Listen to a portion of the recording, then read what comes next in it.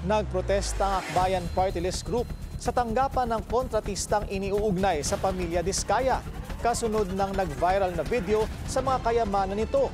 Sabi ng grupo, dapat managot ang mga naglustay sa pera ng bayan. Ang Agenda Report hatid ni Hana T.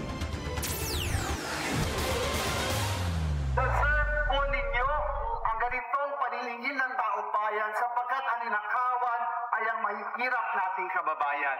Ang taong bayan ang nagbayad ng luxury cars ng Diskaya family. Yan ang sabi sa ilang signboards ng Akbayan Party List at iba pang mga grupo.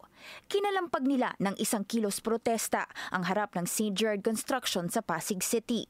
Nauugnay ito sa pamilya ni Sara Diskaya na bahagi ng top 15 firms na kumorner sa bilyones na pondo ng flood control projects mula 2022 hanggang 2025.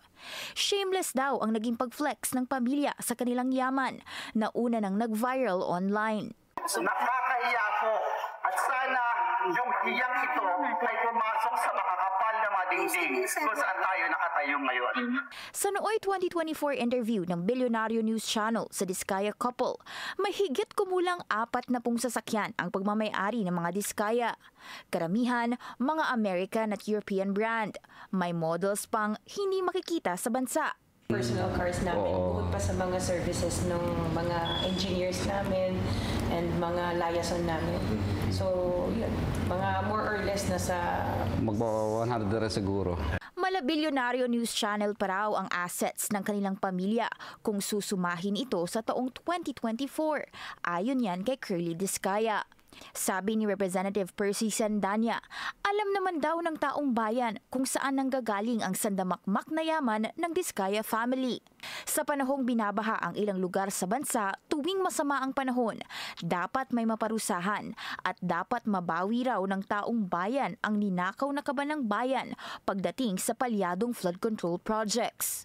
Ang pamumulimbat sa kaba ng bayan, kasalanan hindi lamang sa henerasyong ito, kundi sa mga susunod na henerasyon ng mga Pilipino na ninakawan ng serbisyo.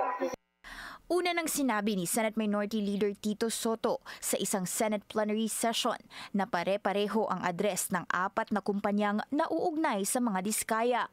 Sa isang tax case noong 2022, iisa lang ang address ng St. Timothy, St. Matthew, St. Gerard at Alpha and Omega General Contractor kung saan Pangulo si Sara Diskaya. Sa kasong ito, nag-issue ang BIR ng Letters of Authority o LOAS sa construction firms para ma-audit ang taxes nila. Naghain ng petition for certiorari ang mga kumpanya dahil wala raw itong citation ng proper audit program.